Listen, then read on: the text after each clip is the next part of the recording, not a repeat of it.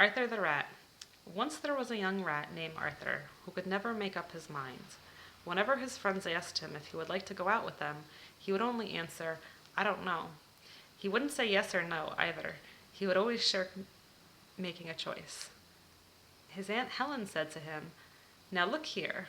No one is going to care for you if you carry on like this. You have no more mind than a blade of grass."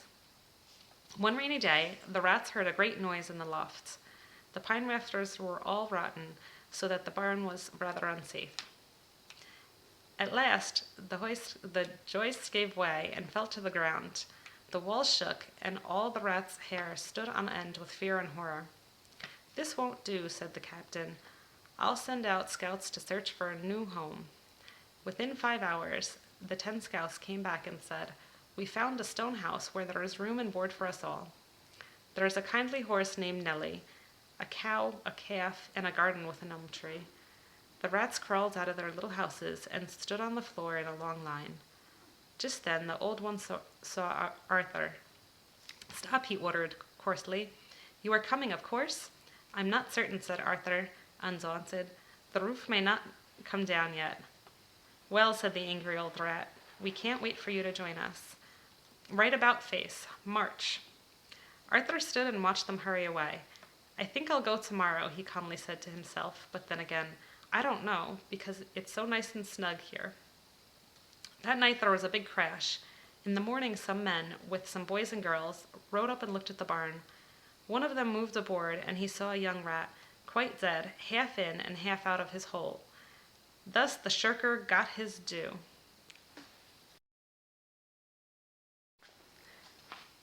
There you go. Kit. The quick little kitten thinks it bit a pretty big fish. Dress.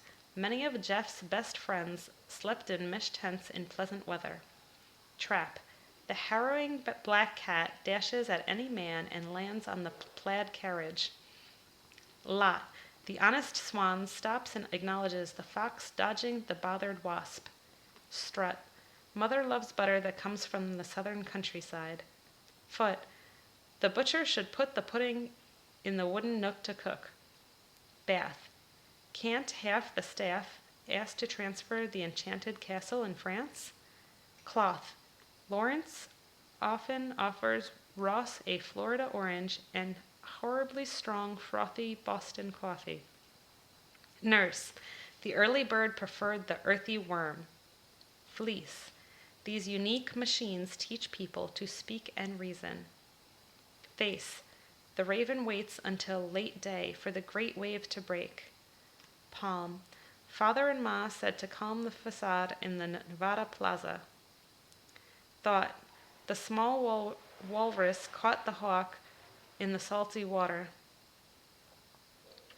Goat. The rose slowly grows in Owen's old grove. Goose. Beautiful music blooms and humans move to the groove. Price. The shy writer types at night to fight the silence in my mind. Choice.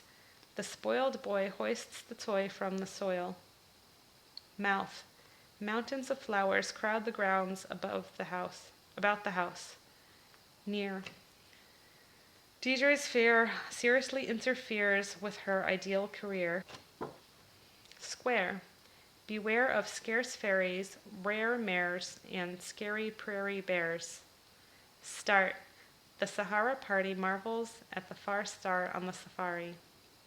North. Laura's warm aura reforms Thor's horse for the important war. Force.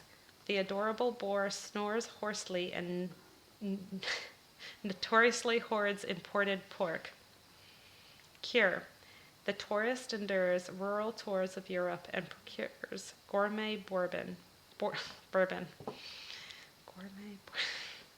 Gourmet bourbon. Happy. The coffee, salami, spaghetti, and macaroni are ready. Letter. Sugar covers the tiger's whiskers. Comma. Bertha's and Cinderella's saga is a drama. Major players are Richard, Wilbur, and Harry are running around the treacherous river. L. Linda and Allie pull belly muscles, laughing laboriously. N.G. The singing mockingbird is swinging on the ring and dings the awning. TH. The thespians gather and breathe 3 authentic breaths together. H. Harry and Hilary happily harvest heaps of herbs behind the beehive. YOD. The cute, dutiful blue cuckoo resumes cooing suitable tunes enthusiastically. W. Will and Drew whistle when the wind blows between the whimsical weeping willows.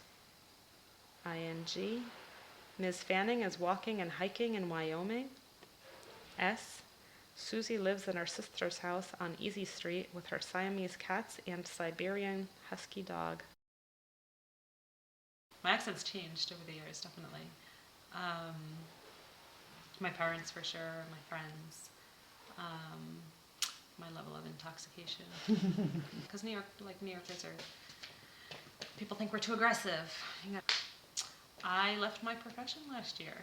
Yeah, it's given me a lot of free time, a lot of time for reflection, a lot of time to live with more intention and kind of more consciousness.